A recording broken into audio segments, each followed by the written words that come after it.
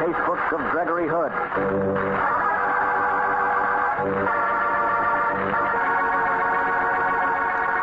Tonight, the Petrie family, the family that took time to bring you good wine, invite you to listen to the story of The Double Diamond. Another exciting adventure from the Casebook of Gregory Hood. Monday night in San Francisco, and we have a date with Gregory Hood and his good friend and attorney, Sanderson Taylor. Tonight's rendezvous is down on the city's colorful waterfront. There, with a backdrop of the bobbing, brightly tinted sails of the fishing boats, lies that mecca of seafood, Fisherman's Wharf. Harry Martell. Well, how are you? Evening, Mr. Taylor. Hello, Gregory. Hello, Harry. Sit down and join us. We were just discussing the merits of baked red snapper as compared to the subtler charms of bouillabaisse. I'll be guided by you, Greg. I know this is one of your favorite hangouts. Well, I think you'd go for the snapper. They have a wonderful way of marinating the fish with lime juice, then icing it for several hours before cooking. Look, Greg, while we're waiting to order... Okay, Harry. I can see that Monday night look in your eye. You want a story from the casebook. Check.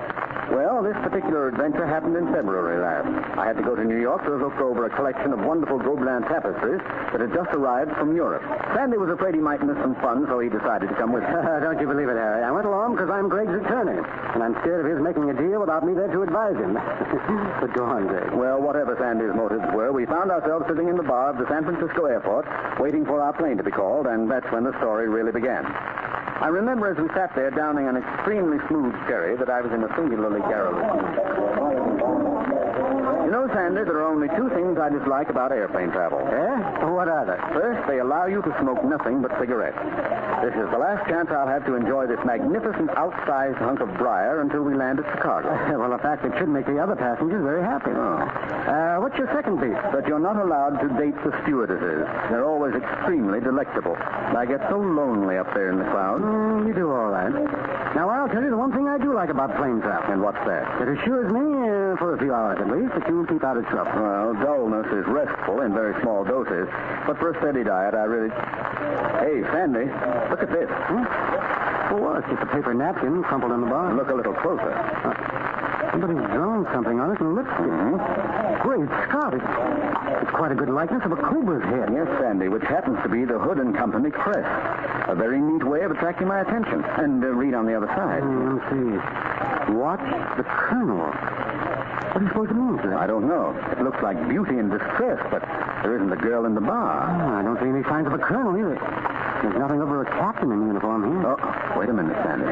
Get a load of that elderly gent with the droopy mustachios sitting in the corner. Oh, He certainly fits the bill for a Kentucky colonel, wouldn't he? it's almost a caricature. I do believe he's drinking a mint julep. He is. Come on, Sandy. Let's follow this through. Oh, and I said you'd be out of trouble for a few hours. I'm terrible, sir. I'm terribly sorry, sir. Clumsy up me. I stumbled against your table. Let me order you another drink. Don't bother, sir. It was nearly finished. No, I insist. Bartender, bring another drink here, please. Yes, sir. Coming up, sir. It was very kind of you, Not sir. at all, Not at all. By the way, my name's Gregory Hood, and this is Mr. Sanderson Taylor. How do you do? And I, sir, am Colonel Tolliver from Virginia. Mighty glad to know you, sir. Mighty glad. Mr. Hood, sir, you always a gentleman, sir. Continental Airlines flight number 234 for Chicago, New York. Now loading at gate 6. That's our plane. Excuse us. And then it's my plane, too, sir. I should be there in a few minutes. Very well, Colonel. We'll see you on it. Come on, Sandy. Okay, good. And goodbye to you, sir. Here you are, bartender. You can take the gentleman's drink out of this keepsake. Thank you, sir. Well, Sandy, this trip may not be as dull as you hoped. The Colonel is a phony. His accent was unbelievable. And so was his grammar. He used you all in the singular, which no genuine southerner would. Well, now we've got to track down the writer of the message. Perhaps she'll be on the plane, too. Well, if she is, how do you expect to spot her? By matching up her lipstick with the particular shade used on the napkin. Well, Gregory, I hope it'll look well on you.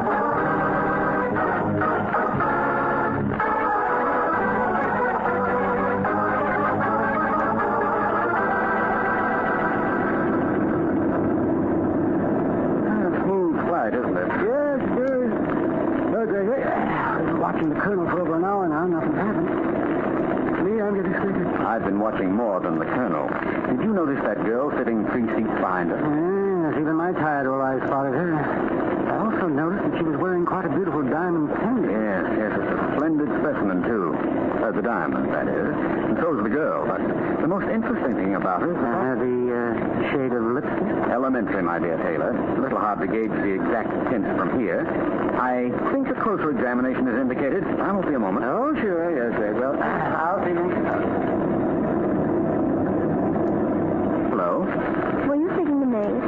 I got your message. You can consider the Colonel watched. By the way, who is he? And for that matter, who are you? I haven't the faintest notion what you're talking about. Is your idea of a practical joke? I don't indulge in them. Look up at me a minute, will you? Go away and don't bother me. Come on, be a pal. Look up at me. I'll ring for the stewardess if you don't go away. Look up, darling. Thank you. You kissed me. If you want to sue me, my attorney's sitting 3 seats ahead of me. Sleep well, darling. Oh, the nerve.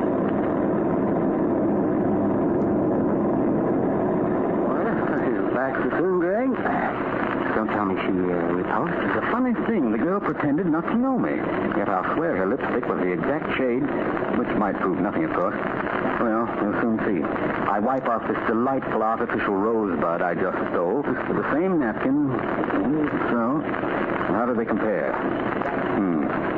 It's exactly the same shade, Sandy. Oh, that doesn't really prove she's the one that wrote the note. I admit that it is an unusual shade of lipstick that 100 different girls might easily be using. True. In fact, it doesn't really prove the note was written by a girl. A man could have taken a girl's lipstick and used it. Oh, yeah, just a fascinating prodigy. Yes, you're darn right it is. There's skullduggery going on in this plane, and I'll lay you dollars to a large stack of donuts, but little Miss Goldilocks back of us is mixed up in it. Yes, for sure. Well, I'll let you take care of it. Okay, Sandy, one of us is enough. I'll stay awake, though I'm not quite certain what for.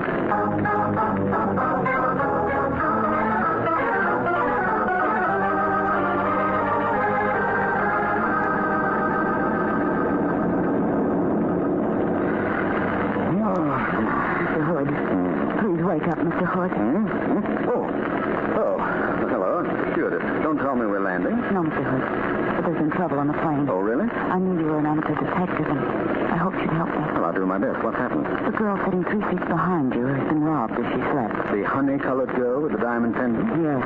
Only her pendant no longer contains a diamond. Stolen, huh? Yes. Her name is Miss Terry Shaw, and she's booked through to New York. I see. By the way, what's your name? Jane March. Oh, well, tell me, Jane, there's a Colonel Tolliver on the plane. What's his destination? Chicago. How far out of Chicago are we now? Nearly an hour. Ah, then we have to work fast. Let's go and talk to Miss Shaw. Lead the way, Jane. She's waiting in the galley nook at the rear of the cabin. Hello again. Hello, I hear you're in trouble. Yes, the diamond's been stolen from my pendant. Mr. Hood, I'm sorry I was so abrupt with you earlier on. Oh, it's all right, Jerry. My approach must have seemed a little startling. May I look at your pendant? Yes. You see, the diamond was pried out of its setting. At least anyway, it would only have taken a second. When did you go to sleep, Miss Shaw? About an hour ago. And you're sure the pendant was intact then? Oh, yes, Mr. Hood. I went forward in the cabin to return a magazine. After I'd come back to my seat, I remember fingering the diamond as I dozed off. Jane, do you remember how many people on this plane passed Miss Shaw's seat in the last hour? Well, I only noticed 2. The gray-haired lady sitting up in front, and Colonel Tolliver, the man you were asking about, Mr. Hood. Oh, well, I'll have a little talk with him. But before I do, I want to ask you to look at this note, Terry. As you see, the message on it is scribbled in lipstick of the exact shade that you're using. What's the Colonel? You didn't write that, Terry? No, I certainly didn't. That's odd. Well, before we start disturbing any of the other passengers, I'll have a talk with Colonel Tolliver. I know he's a phony. I'll go back to your seat, Miss Shaw, and pretend to be asleep. Very well, Mr. Hood, and thank you. And Jane, you pretend to be preoccupied with your coffee jug. I don't want him to smell a rat. Right you are, Mr. Hood.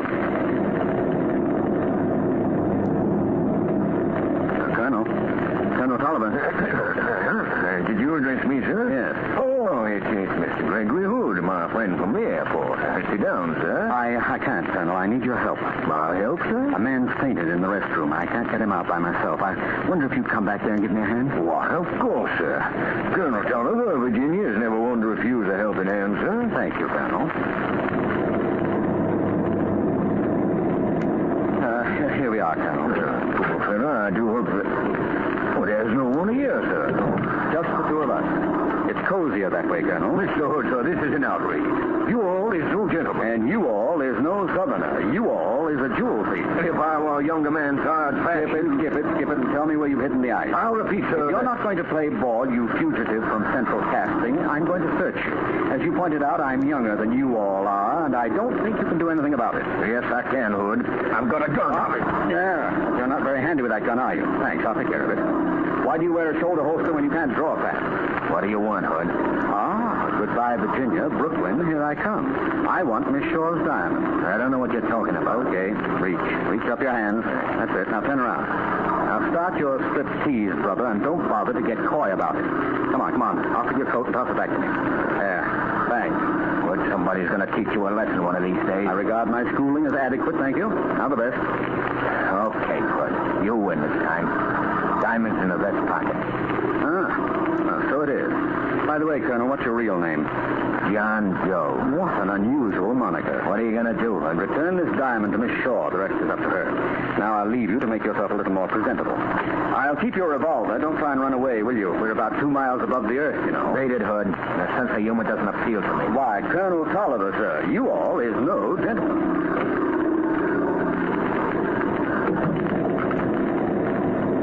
Any luck, Mr. Hood? Yes, Jane, I got it. Oh, wonderful. Perhaps you can persuade Michelle not to prosecute. Our airline would certainly appreciate it if you didn't. The publicity would be bad. Well, I'll see what I can do. Oh, I'm so grateful to you. Oh, hello, Terry. Mr. Hood, what's happened? Call me Gregory, won't you? After all, I have a present for you. Oh, you recovered it. Gregory. Yes, here you are.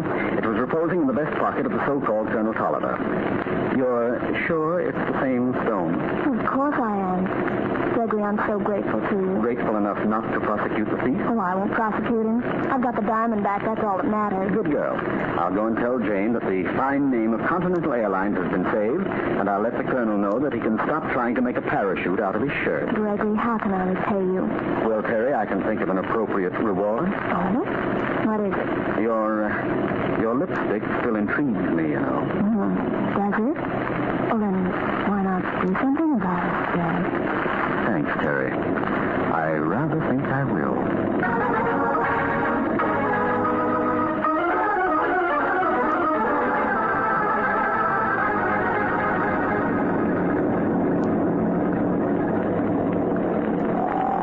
Sandy. Wake up, Sandy. Yeah, look at it. We're coming into the airport at Chicago. Oh, are we, Greg? Yes. Oh, my. Well, Greg. A nice, quiet trip after all. Oh, yes. Very quiet. All that's happened since you've been asleep is that a diamond's been stolen from a very beautiful girl. I've just recovered it for her. Her gratitude was boundless. A diamond was stolen?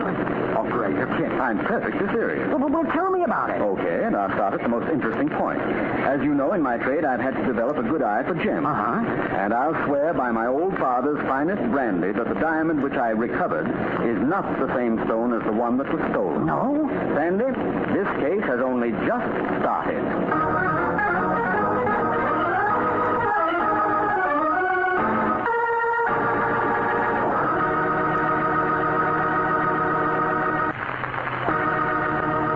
You'll hear the rest of Gregory Hood's story in just a second.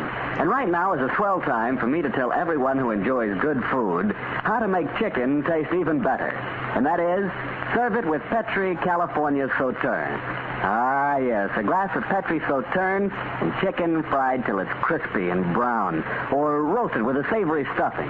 What a combination. Petri Sauterne, you know, is an unusual white wine, beautifully golden in color. And what a flavor that Petri Sauterne has. Subtle, intriguing, really delicious. Believe me, you don't know how good chicken can be, or for that matter, how good fish and seafood can be, until you've served them with Petri Sauterne. And just make sure it is Petri Sauterne, because all Petri wines are good wines. Well, Greg, you had me fooled there. I thought your story was nearly over. So there were 2 diamonds involved. Yes, Harry, and one of them was still at large, the one that I'd seen originally in Miss Shaw's pendant. But why did she claim the wrong diamond as hers? That's what I had to find out, Harry, and that's why, as we filed out of the plane for a half-an-hour stop at Chicago, I tapped the supposed Colonel Tolliver on the shoulder. Huh? Leave me alone, Hood. She won't prosecute. You got nothing on me? My friend here is an attorney. What do you say, Sandy? Well, maybe we could get him on carrying a concealed weapon, eh? You guys lay off of me. Then tell me one thing, my fine, spurious Virginia ham. You know darn well that the diamond I listed off you was not stolen from that girl. I don't know what you're talking about. Oh, yes, you do, but once I'd found it, you didn't protest. Obviously, its true origin won't bear going into. But why did the girl... I said to leave me alone. I don't know anything. Well, that's the last we see of the Colonel. Stewart has told me Chicago's his destination. But the girl's going on to New York. Somewhere between here and there, I'm going to get to the bottom of it. Oh, Greg, leave well enough alone. You were probably wrong, and it was the same diamond. Sandy, all my bloodhound instincts are at work. In the meanwhile, though, I'll take advantage of being on terra firma again and light this pipe. Hey, what's going on over there, huh? Looks like a plane. Well, come on, Sandy. Why, it's Terry Shaw. Somebody slugged her.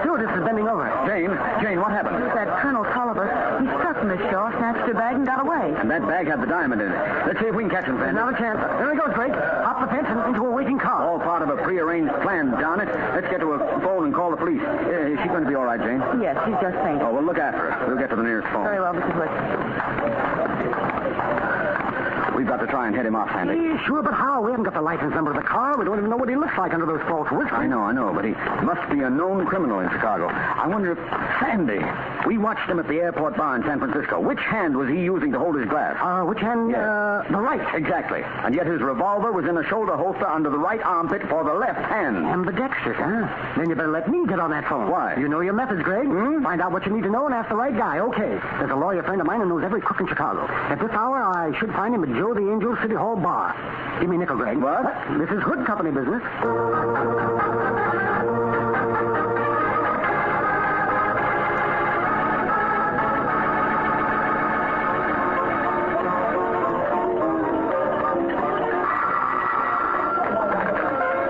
Joe the Angel, City Hall, Bar. The Angel speaking. Is John J. Malone there? Oh, sure. It's for you, Mr. Malone. Okay, slide the phone over, Angel. Malone speaking. This is Sanderson Taylor. Sandy, how are you? Joe town. I'm on my way through to New York. Say, listen, Malone, I need some help. And I need a fee. Bear that in mind, Sandy. What's your problem? Well, Greg and I are on the trail of a jewel thief. All I can tell you is that he's ambidextrous and he's a rotten actor. Where does the acting come in? He's been posing as a Southern colonel, and it was a most unconvincing performance. Oh, I know the man. That's an old trick of his. His name is Keister, better known as Ice Keister. I've defended him 5 times and got him off 4. What's he been up to? Well, he made a snatch and grab out here at the airport a few minutes ago. Say, does he have a hideout near here? Yes, back of a warehouse on the city road. It's just a shack kitty-cornered across from a bar called the Purple Cow. Purple Cow. Well, fine. Much obliged, Malone. I'll see you on the way back. Fine. I hope you catch him, Sandy. Yeah, so do we. Yeah, but my motives are different. If you catch him, he'll be sure to hire me. And that blonde hat-check girl at the casino has such expensive taste. So long, Sandy.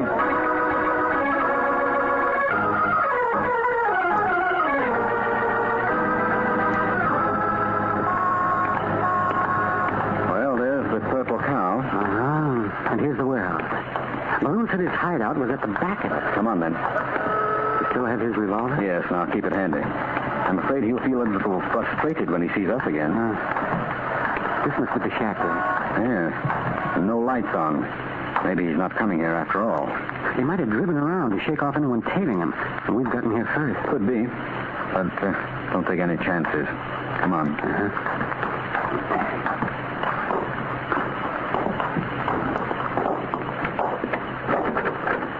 Front door's locked. This window's open. Yeah. We can lift the lower sash. There we are. Now, behind me. Take it easy. Don't make too much noise. I'll strike a match, Greg. Keep it below window level. We don't want to advertise our presence. Well, I guess this is what passes for the living room. Let's sit down and wait for them. Here's the car now, Greg. And it's turning into the alley. Yes, it's him all right. We've timed this perfectly, Sandy. Got your gun handy? It's pointing straight at the front door.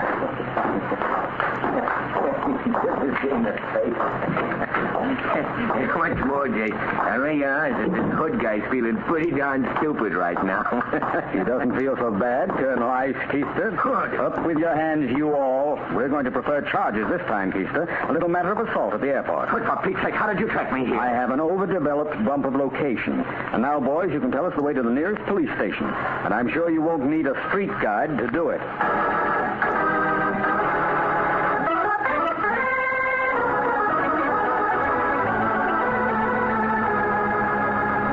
Continental Airlines, Flight 234 for New York, loading in 10 minutes at Gate 4. Well, how convenient that the plane was delayed half an hour.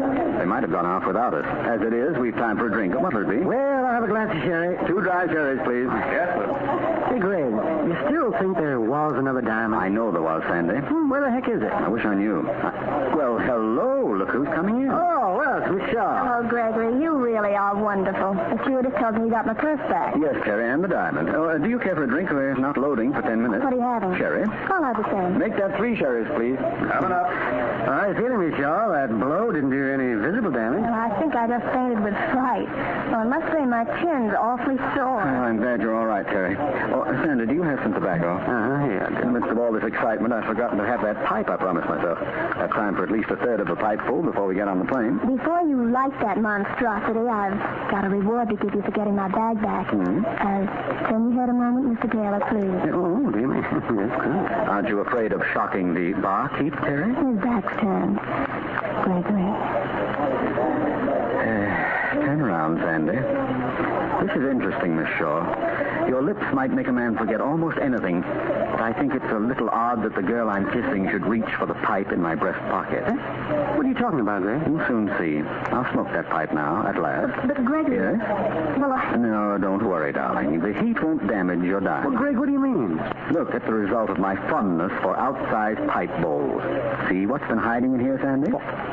Great Scott. It's the original diamond. Sure it is. This cunning young lady went to the front of the cabin to return a magazine, she said. Actually, she slipped the diamond out of its setting, hid it in the bowl of my pipe while I was sleeping, and then reported it stolen. you must admit it was clever, Greg. Oh, it was brilliant. Too bad your cleverness has led you on the wrong side of the law. Yes, but Greg, why? Well, think what she accomplished. The searching of the colonel and the acquisition of his diamond. And she did write that message in lipstick. Sure, she put the finger on the colonel, knowing that he'd thereby become the first suspect.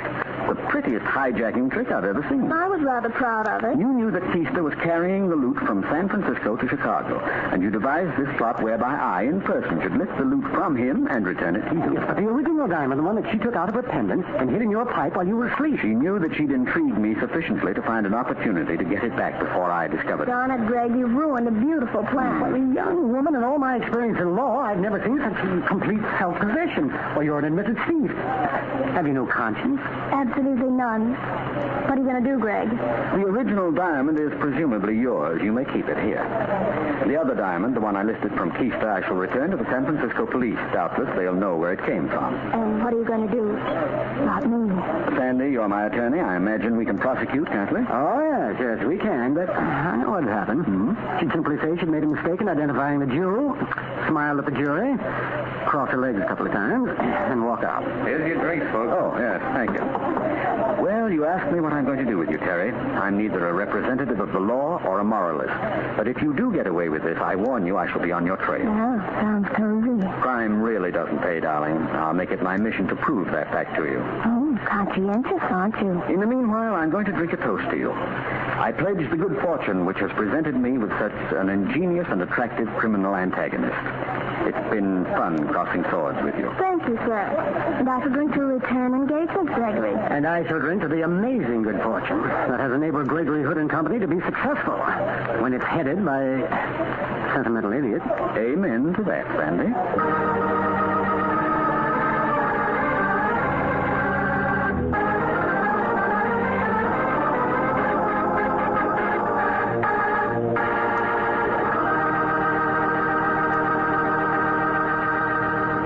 That was a swell story, Greg, but, say, do you really think you'll see her again? Absolutely. There was one little thing I did to make sure of it. You wouldn't by some chance mean that bit of romancing you handed out as a surefire way to bring her back. Harry, that's the obvious way. Okay, you were more subtle. What? It's only my deep friendship that leads me to setting things up for you like this, Harry. Remember that drink I bought her? Mm-hmm. Well, it wasn't ice water, old man. Smart stuff, Gregory. And if she's as smart as she seemed, she knows that the Petri wine you undoubtedly bought her is good wine. Why, it's got to be. Look at the long years of skill and experience that go into its making. The Petri family has been making wine for generations. Winemaking is their heritage. A heritage handed down from father to son, from father to son. So you can see why the Petri business has grown and grown, so that today the Petri family are America's largest independent winemakers. Yes, the making of Petri wine is a family affair, and the Petri family has every intention of keeping it just that. So you know the name Petri on a bottle of wine is more than a trademark. It's the personal assurance of the Petri family that Petri wine is and always will be good wine. Well, Greg, what page of the case book are you turning to for next week's story? A page that has the heading, The Adventure of the Venerable Thug. It concerns a certain hilarious convention that took place in San Francisco and a strange series of happenings that lead a crooked trail to murder. See you next Monday, Greg. And the Monday after that, no doubt. Harry, what do you suppose you'll be doing 10 years from now? Oh, what?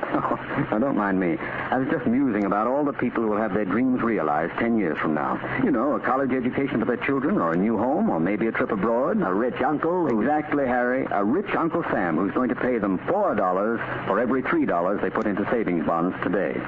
Really, I can't think of a better way to invest your money than in United States savings bonds. Good night.